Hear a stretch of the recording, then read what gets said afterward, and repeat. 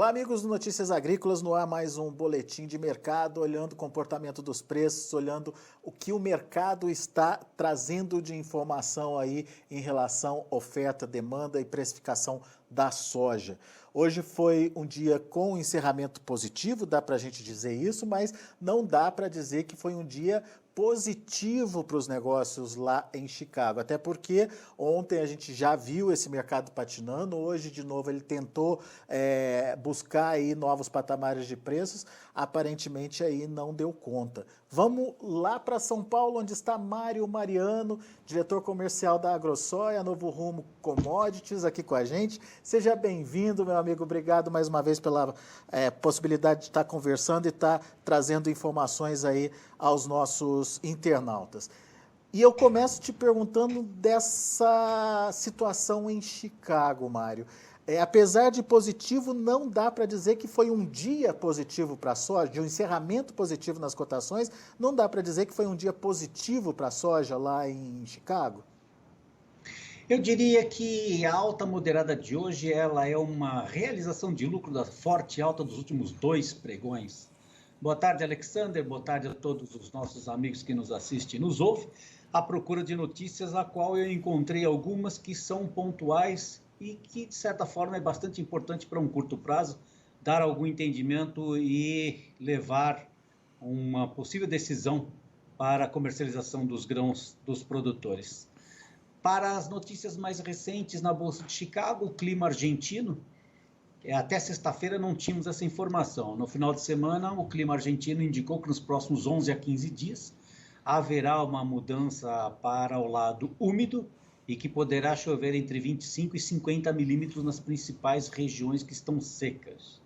Na semana passada, a Bolsa teve fortes altas porque a Argentina é um grande fornecedor de farelo global, assim como óleo também, e nesse momento de temor de construção de safra, foram premiados os valores na Bolsa de Chicago, que foi devolvido com a notícia oficial que os próximos dias será úmido.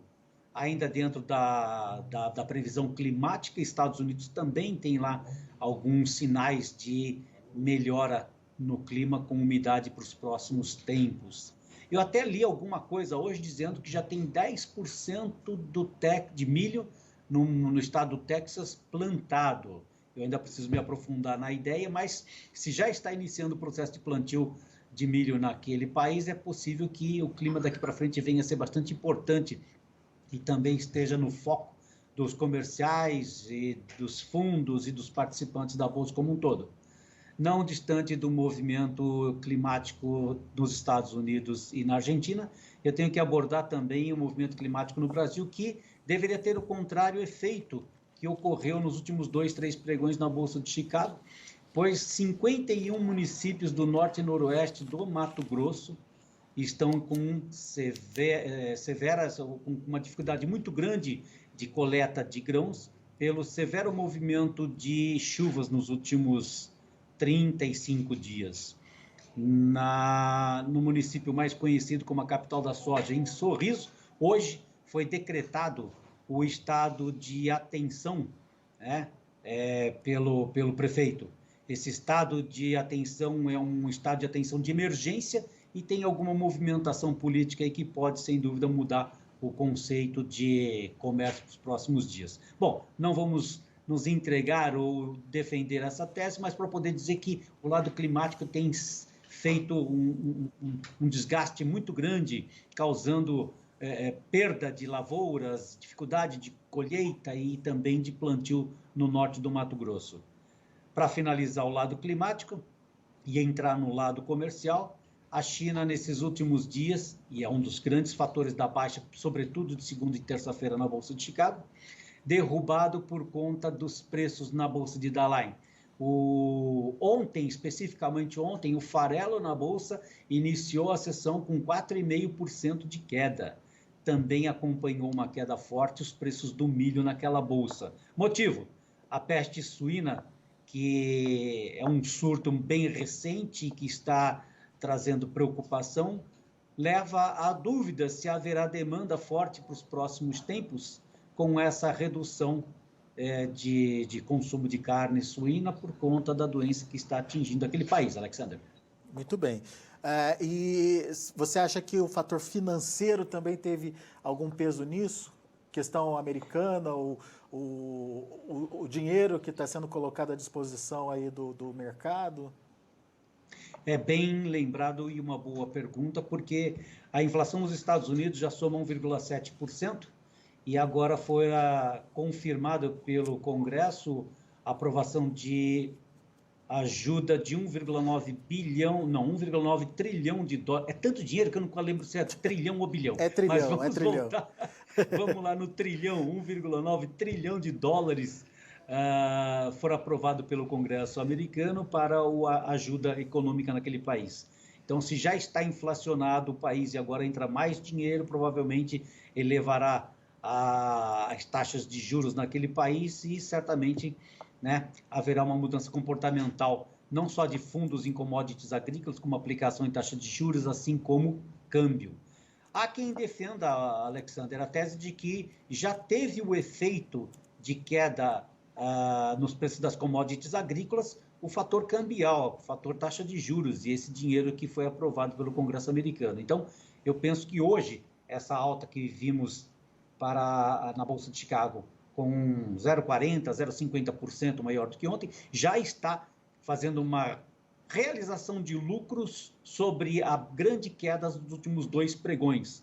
Então, a resposta para a tua pergunta é sim, o dólar fez muita pressão de baixa nas commodities agrícolas americanas, mas agora ele já começa a perder um pouco do seu fôlego. Muito bem. Bom, então vamos lá, vamos aos detalhes dentro desses pontos que você colocou para análise aqui para a gente. Questão da Argentina. A Bolsa de Rosário trouxe uma atualização dos números, reduzindo aí a produção por lá. Me parece que saiu outra estimativa da Bolsa de Cereais. Rosário. Enfim, as duas bolsas argentinas, elas colocaram em dúvida o potencial produtivo americano. Essas chuvas previstas, elas mudam esse rumo, Mário? Ou ainda é cedo para falar isso? Eu vou te dar 2 dados, porque eles podem trabalhar em convergência a essa queda na Bolsa de Chicago. Um deles é que a Bolsa de Rosário indicou uma produção de 45 milhões de toneladas e a Bolsa de Buenos Aires 46. Se pegarmos uma média de 45,5 contra 47 previsto no USDA nesta semana e também contra os 48 dos meses anteriores de outros pesquisadores de produção no campo argentino, essa queda ela pode ser pequena na minha opinião, pois com quem eu converso por lá fala que o máximo produção que teria de soja esse ano é em torno de 43 a 44. Mas vamos aos detalhes que me chamam mais atenção. Hoje, as lavouras medianas na Argentina somam 60%, é um número muito alto. Porque cadê as lavouras boas e excelentes? Né? Elas estão muito reduzidas porque o maior volume estão concentrado nos 60%. Mas vamos nas lavouras ruins e muito ruins, somam 20%. Então, esse aumento de lavouras ruins para 20% são 5% em pouco tempo. Em relação ao ano passado, as lavouras boas, medianas, elas eram muito menores do que esse valor que eu estou te passando, porque tinham muito mais lavouras boas e excelentes.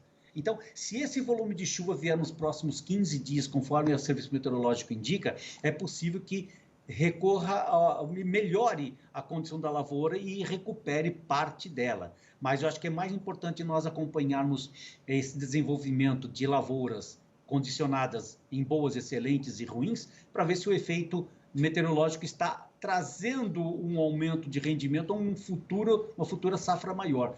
Com quem eu converso aqui fica no campo da especulação, cada um deduza como quiser, eu particularmente acredito no otimismo limitado das chuvas que virão para os próximos dias na Argentina.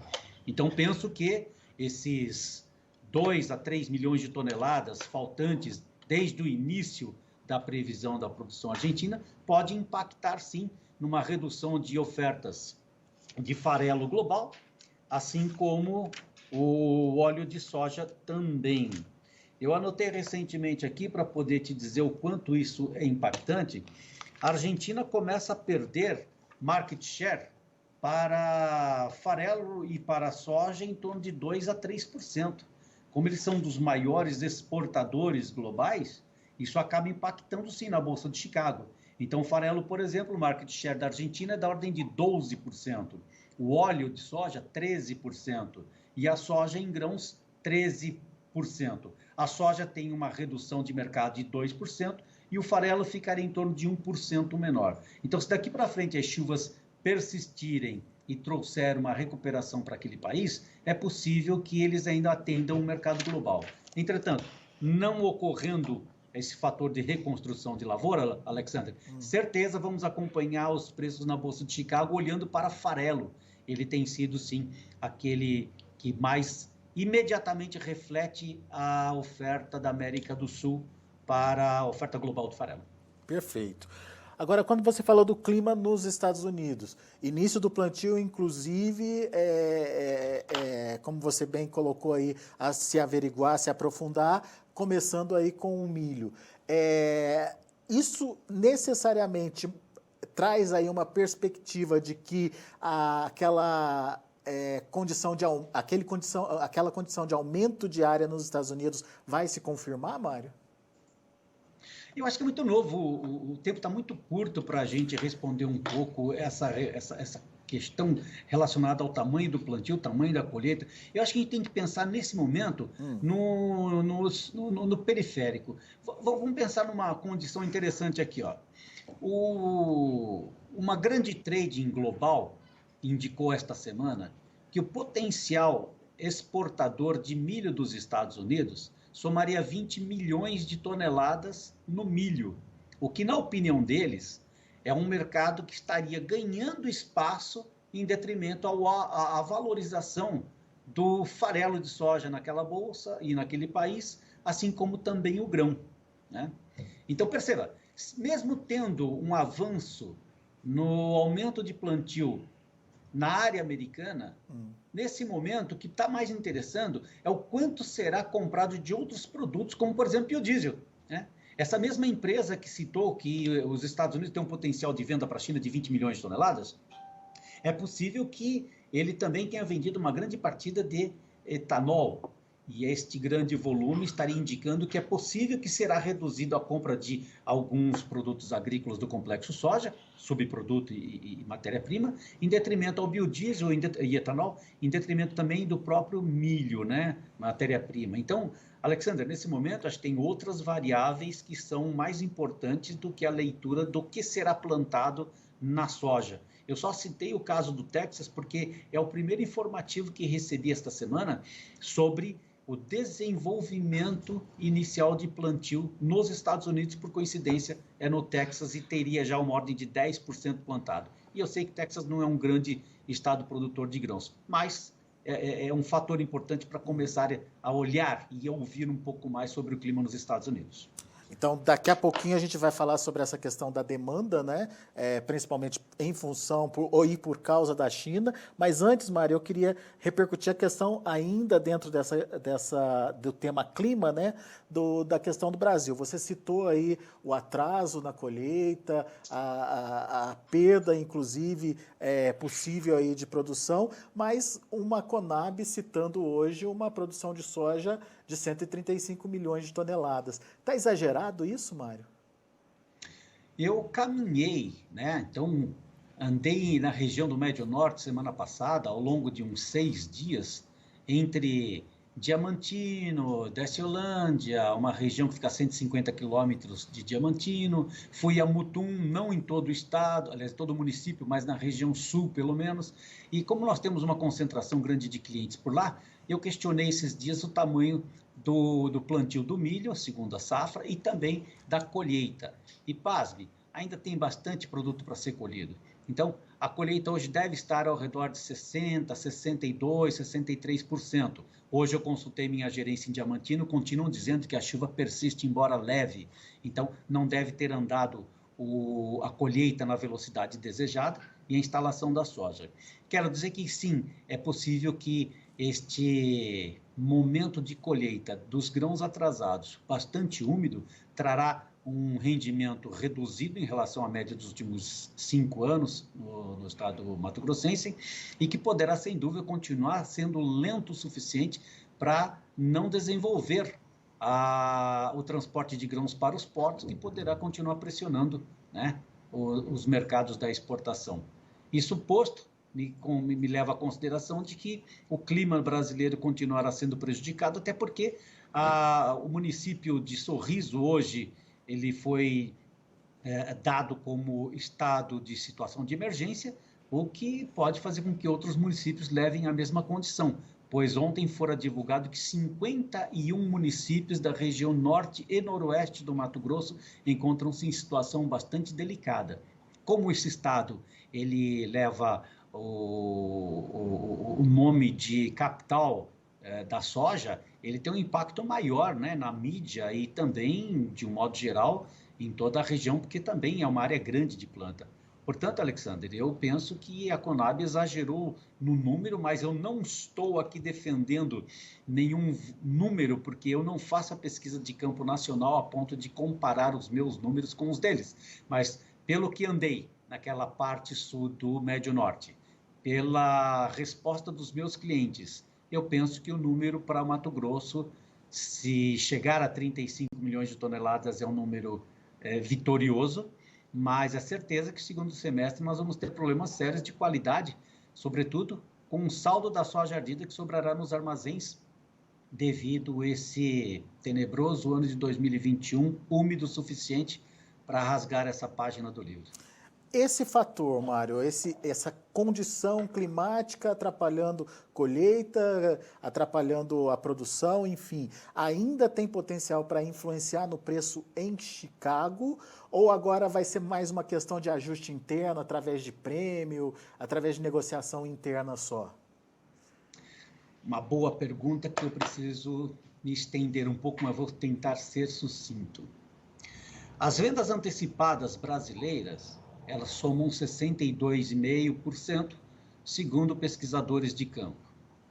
Se 62,5% já fora vendido, e nós temos uma colheita da ordem de 27 a 30%, não temos soja suficiente para atender toda essa venda. E claro que essa venda também não foi concentrada para entrega no mês de fevereiro, março e abril. Porém, é de se dizer que o volume vendido antecipado é grande o suficiente, não tem colheita para poder atender o transporte para os portos, e isso vai continuar implicando na comercialização de novas vendas. Até, para citar novas vendas, eu comento que a China comprou na sexta-feira 2 navios para embarque no mês de março e comprou mais 2 navios para embarque no mês de maio aqui no Brasil. Então a demanda está tão pontual e tão pequena que ela de fato pode ser sinalizadora da dificuldade da coleta do produto brasileiro e entrega por conta da umidade. Então isso já nos traz sim a sinalização de que está afetando aqui. E se aqui já nos afeta, né, não estamos conseguindo entregar a tempo adequado a nossa produção, é possível que outros compradores que adquiram um produto brasileiro, e se tiver que entrar na fila para receber esse produto, porque a China já tem volume comprado exageradamente grande por aqui, ele vai comprar em outro lugar que pode pressionar na Bolsa de Chicago, né? Então, isso, na minha opinião, faz com que haja uma melhora de preços na Bolsa por conta da inconveniência de entrega do produto brasileiro, Alexandre. Muito bom. Agora, vamos voltar para aquele fator demanda chinesa, Mário. Você colocou, e muito bem colocado, que está havendo ou está sendo registrada uma queda nos preços internos lá na China do farelo, do próprio óleo, da própria soja. Isso acontece por quê, Mário? Vamos ter uma menor demanda mesmo? Dá para esperar uma redução de demanda chinesa a essa altura do campeonato? Existem notícias de guerra que são aquelas que são jogadas ao mercado para que a mídia divulgue e tire algum proveito, para que embaralhe as opiniões de vendedores, de compradores e das estratégias como um todo. Na minha opinião, hoje, nós estamos tendo muitas notícias de guerra para embaralhar a opinião, né? Uma delas é exatamente essa, de que o clima, tanto na Argentina quanto no Brasil, dificulta uma leitura de produção. Portanto, globalmente dizendo, haverá uma retração da oferta desses dois países. Do lado comprador, é notório que quem está acompanhando a chegada de farelo ou a chegada de soja nos portos chineses tem condições de precificar ou não esse produto na bolsa da chinesa. Então, o fato de ter caído, eu penso que ela está fundamentada na preocupação de que essa doença que está se espalhando, um novo surto suíno no país, poderá sensibilizar uma redução de consumo do produto acabado farelo, né? E que certamente estaria realizando lucro naquela bolsa. Exemplo do que aconteceu recentemente na Bolsa de Chicago.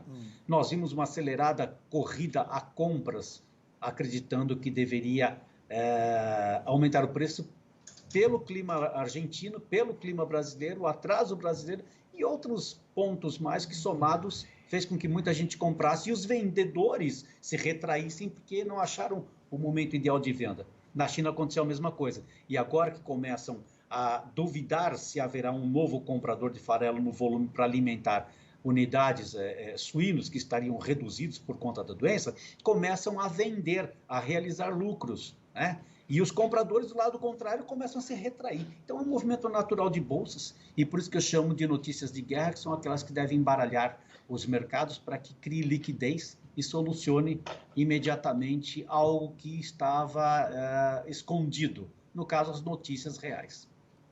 Muito bem. Então, o que a gente entende é que a gente precisa ainda ter mais informações para saber de fato o que está acontecendo no mercado chinês. Não dá ainda para bater o martelo que é uma queda de demanda e que isso vai seguir influenciando no preço, certo? Precisa de mais informação. Exatamente. O fato é que no momento em que faltam notícias esclarecedoras, né, toma-se a precaução da realização de lucro. Então, eu vou citar aqui o que é realização de lucro no meu entender.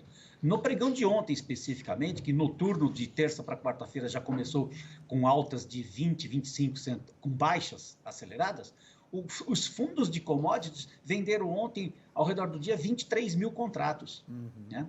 A soja são 14 mil contratos.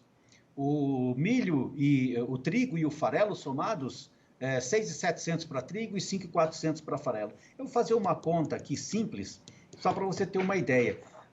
Só na soja, os 14 mil contratos vendidos ontem equivalem em tonelagem 1 milhão e 400 mil toneladas. É dinheiro, é muita coisa, contrato é volume grande, Alexander. Então, no meu entender, os fundos perceberam a dificuldade de leitura do que seria o mercado para os próximos dias por conta de clima, por conta de demanda e outros detalhes, e venderam botando dinheiro no bolso ou diminuindo prejuízo, enfim, fizeram lucro e saíram, vão ficar aguardando as notícias novas para tomar um novo posicionamento, né? Então, essa pequena alta de hoje talvez seja exatamente o alívio das fortes vendas registradas nos últimos dias nos fundos de commodities, nos mercados agrícolas, e talvez porque eles também estariam migrando para outros produtos, como citamos aqui, mercado de taxa de juros ou mercado de moedas, por conta das notícias recentes, assim como a inflação americana que está subindo, assim como o possível aumento da taxa de juros que o Banco Central americano vai indicar, assim como também a confirmação do 1,9 trilhão de dólares para a ajuda da economia americana. Então, estão migrando. Então, essa defesa toda criou um momento de mudança de riqueza de mãos dos mercados agrícolas. Bom, mas como a gente analisa isso, Mário? Isso é uma coisa momentânea e daqui a pouco a gente vai ter resposta para tudo isso? E diante disso, qual é a sua perspectiva? Dá para ser mais positivo? Tem que ser mais negativo? O que dá para imaginar a partir do momento que a gente tiver mais claras essas informações? Eu estou com dificuldade de entender se a sua pergunta está relacionada para algum mercado específico. Você está querendo saber sobre a tendência da Bolsa de Chicago, sobre o mercado brasileiro? Na verdade, para o mercado de soja como um todo, seja lá fora, seja aqui dentro. Ok. Eu vou começar com o lado brasileiro, que eu entendo que ele tem muito mais controvérsias devido a um número muito grande de fatores, né? O fato do Brasil estar diante de uma possível aumento da taxa de juros da Selic, a alta das commodities agrícolas que vivenciamos este ano, assim como o leilão do Banco Central para conter aquele exagerado aumento de dólar. Na verdade, esse exagero, eu não sei se eu deveria contar ou não, porque foi exagerado num momento. Nos últimos 30 dias, nós vimos 8% de alta, e recentemente, em uma semana, coisa de 3,7%, quase 4%, quando pulamos do início do mês de março de 5,66 para 5,88, então eu acho exagerado esse pequeno movimento, mas desde o dia 10, 11 de fevereiro até hoje, uma alta de 6%, quando bateu 8%. Então, esses exageros eu digo que tem que ser um pouco dominados, e por isso que o leilão do Banco Central foi importante para conter e dar um tempo ao mercado para entender se é isso mesmo que tem que acontecer com a sua moeda. Com o resgate dos fundos de 310 milhões de dólares, diante dos 915 milhões que foram líquidos entrado no Brasil para investimento, o volume de dinheiro que saiu foi muito grande, então estancou isso. Então, com essa estabilidade da moeda, que eu penso que vai acontecer nos próximos dias, diante de um cenário que o mercado nacional estaria entendendo qual é o melhor momento de entregar o produto que está no campo, úmido ou não, eu penso que já é hora de ter estabilizado essa movimentação nervosa. Então, o câmbio nessa faixa de 5,50, 5,60, se persistir, se manter, eu acho que toda a nossa exportação acaba saindo e não teremos tanto nervosismo de mercado daqui para frente. Então, penso que vamos encontrar uma estabilidade, salvo, né, alguns pontos como Matopibá, assim como Mato Grosso e Goiás e Tocantins, que também está bastante úmido, caso eles percam a sua produção por conta de clima. Mas olhando como um todo as vendas antecipadas brasileiras e o que está colhido, eu acho que agora é hora de estabilizar esses nervosismos e manter uma estratégia para o segundo semestre, até porque começamos a enxergar uma nova volatilidade, que é o mercado concorrente argentino, assim como o americano no início do seu plantio. Portanto, a partir de agora, a Bolsa de Chicago deverá movimentar, portanto, fundamentada em outros grandes parceiros, produtores e consumidores, e que pode esbarrar em algum movimento aqui brasileiro, mas eu penso que encontramos um momento de estabilidade, tanto o preço cambial quanto a estratégia das commodities agrícolas brasileiras, no lado principalmente do farelo e da soja grão, em aumentar ou diminuir a sua participação no mercado global. Muito bem. Ou seja, óbvio, é difícil falar isso, né, Mário? Mas não teremos fortes emoções, então, mais pela frente, né? Ou pelo menos essa montanha-russa que a gente tem visto aí nos últimos dias. A tendência é ser um mercado mais tranquilo. Alexandre, eu quero dizer para você nessa sua questão que a maior movimentação nervosa que entendemos e enxergamos recentemente foi uma movimentação política que até uma semana atrás, 2 semanas atrás, era inesperada. Sim, verdade. De repente aparece uma caneta dourada na mão de alguém e que acaba mudando toda uma economia, uma perspectiva, desconstrói algo que estava no cenário diante de uma previsão inflacionária, ou de um comércio, ou um crescimento sobre as exportações, enfim, houve uma mudança radical muito rápida, e isso eu não consigo entender ou controlar que num outro curto ou médio ou longo prazo venha a acontecer, mas a certeza foi única. Eu até quis citar esse número e volto a frisar. 30% da captação dos 915 milhões de dólares líquidos para investimento no país através de bolsas, outros segmentos, infraestrutura, acabou saindo num período muito curto, 310 milhões. Este foi o sinal, a consequência de uma mudança política recém-indicada por uma caneta, que fez com que a insegurança se tornasse não é passageira, mas que sinalizou que daqui para frente isso pode ser um fator positivo para o exportador, mas, por outro lado, faltaria a entrada de novos recursos aqui para continuar investimento num país celeiro do mundo. Pois é. Então, retiro a tal tranquilidade que eu tentei trazer aí para a nossa fala. Vamos ficar aí com as possibilidades que virão pela frente. Muito obrigado, viu, Mário? Obrigado pela participação, obrigado por nos ajudar a entender um pouquinho mais a dinâmica desse mercado aí.